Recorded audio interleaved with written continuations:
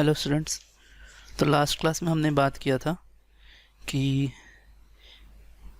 Isotonic solution क्या होता है और हमने लॉज देखे थे।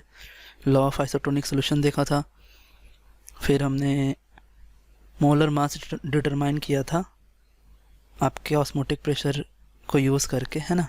हमने वहाँ पर ये एक फार्मूला मिला था, pi is equals to CRT, और इसी से हमने डिराइव किया था क्या कि pi is equals to N/VRT and pi is equals to W/VMRT and M is equals to, that is molar mass is equals to W/pi/VRT। ये हमने देखा था लास्ट क्लास में, इसी पे हमने सवाल भी बनाए थे। अब देखिए करना क्या अपने को कि हम अब पढ़ेंगे क्या, hypotonic solution and hypertonic solution, ये हम पढ़ेंगे। देखिए, सो हाइपोटोनिक एंड हाइपरटोनिक सॉल्यूशन पढ़ने के लिए अपने को करना क्या पड़ेगा कि पहले तो हम समझते हैं कि हाइपोटोनिक और हाइपरटोनिक होता क्या है। तो मैंने ये एक लाइन बनाया, यहाँ मैंने बनाया आइसोटोनिक, है ना। अब आइसोटोनिक मतलब कि वो कंसंट्रेशन जिसके, वो सॉल्यूशन एक्चुअली जिनके कंसंट्रेशन सेम हो, यानी C is equals to same, है ना। अब अगर कंसंट्रेशन कम हो जाए तो उसे हम बोलते हैं हाइपोटोनिक सॉल्यूशन, और अगर कंसंट्रेशन ज़्यादा हो जाए तो उसे बोलते हैं हाइपरटोनिक सॉल्यूशन। इसको समझते हैं हम अच्छे से, ये इस पे सवाल आते हैं आपके, है ना। इसे हम अच्छे से समझते हैं, है ना। तो ये है आपका concentration less than isotonic, and ये हाइपरटोनिक मतलब कंसंट्रेशन ग्रेटर देन, है ना, ग्रेटर देन, है ना, आइसोटोनिक सॉल्यूशन। अब देखिए क्या बात है, मैंने आपको SPM का मैंने आपको वेपर प्रेशर थ्योरी, है ना, पढ़ाया था, है कि नहीं। तो मैंने आपको क्या पढ़ाया था, वेपर प्रेशर थ्योरी पढ़ाया था, जिसमें मैंने आपको बताया था कि होता क्या है। जैसे ये आपका, मैंने क्या किया, एक बीकर लिया, है ना, और ये बीकर में मैंने क्या किया है कि मैंने कंपार्ट बना दिया, है ना। ये कंपार्ट मैंने बना दिया इस तरह से। अब ये कंपार्ट में आपका SPM है ना। और क्या होगा कि अगर यहाँ पे मैंने सॉल्यूशन लिया, ठीक है, और यहाँ मैंने सॉल्वेंट लिया, है ना, तो सॉल्वेंट का जो वेपर प्रेशर है वो P स्टैंडर्ड रहा होगा, और यहाँ पर ये P होगा। तो रॉल्ट क्लास से हम जानते हैं कि P standard is greater than P। तो ये आपका वेपर प्रेशर ज़्यादा होने की वजह से सॉल्वेंट जो है वो इस डायरेक्शन में मूव करेगा आपका, यानी सॉल्वेंट से सॉल्यूशन की तरफ में आपका जो मूवमेंट होगा सॉल्वेंट का, वो इस तरह से मूवमेंट होगा SPM के थ्रू, क्योंकि वेपर प्रेशर ज़्यादा है। अब हम जानते हैं क्या कि ये तब तक होगा जब तक कि कंसंट्रेशन जो है वो दोनों साइड सेम ना हो जाए, है ना, SPM। और अगर यहाँ पर सॉल्यूशन और यहाँ सॉल्वेंट, और दोनों साइड में अगर कंसंट्रेशन सेम हो गए, तो इसको हम बोलते हैं क्या, आइसोटोनिक सॉल्यूशन। और इस सॉल्यूशन में सॉल्वेंट डू नॉट, है ना, मूव्स, है ना, इन एनी डायरेक्शन, है ना। कंसंट्रेशन बराबर है तो अब वेपर प्रेशर दोनों बराबर हो जाएंगे, और जब आइसोटोनिक सॉल्यूशन होगा तो सॉल्वेंट कहीं भी मूव नहीं होंगे। तो हम कह सकते हैं, देखिए अब कि यहाँ पहले वाले केस में और यहाँ सेकंड केस में, है ना। तो पहले वाले केस में यहाँ कंसंट्रेशन सेम है, C है, और ये C1 है, ये C2 है। तो हमने क्या देखा कि C1 is less than C, और ये जो है आपका, ये जो वन कंपार्टमेंट में आपका जो सॉल्वेंट वाला कंपार्टमेंट है वो है आपका हाइपोटोनिक सॉल्यूशन, और जहाँ कंसंट्रेशन हाई है आपके आइसोटोनिक से, उसको हम बोलते हैं हाइपरटोनिक सॉल्यूशन। तो इसको अगर मैं कंक्लूड करूँ तो देखिए आपके लिए क्या कंक्लूड करूँगा मैं कि हाइपोटोनिक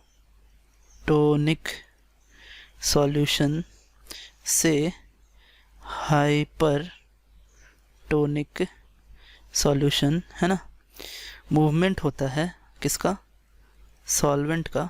कब तक कि ये दोनों क्या हो जाएं, ये दोनों तब तक होगा जब तक ये दोनों क्या बन जाए, सेम कंसंट्रेशन वाले ना बन जाए, डेट इज़ क्या बन जाए, आइसोटोनिक ना बन जाए, आइसोटोनिक सॉल्यूशन ना बन जाए, तब तक यहाँ पर मूवमेंट यहाँ पे होगा, है ना।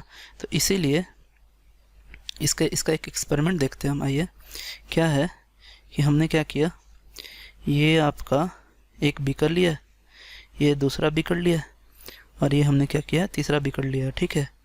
अब हमने क्या किया है कि एक एग लिया है ना, और इस एग को हमने क्या किया है कि HCl एसिड में डाल दिया है, जिससे क्या होगा कि इस एग का जो हार्ड सेल है ना, हार्ड सेल है वो हट जाएगा, और एक आपका है ना सॉफ्ट सेल बच जाएगा, सॉफ्ट सेल, ये हार्ड सेल आपका हट जाएगा HCl से रिएक्शन करके, है ना, और सॉफ्ट सेल यहाँ रह जाएगा, है ना। तो जो सॉफ्ट सेल है वो आपका सेमी परमेबल मेम्ब्रेन जैसा वर्क करता है, SPM जैसा वर्क करता है।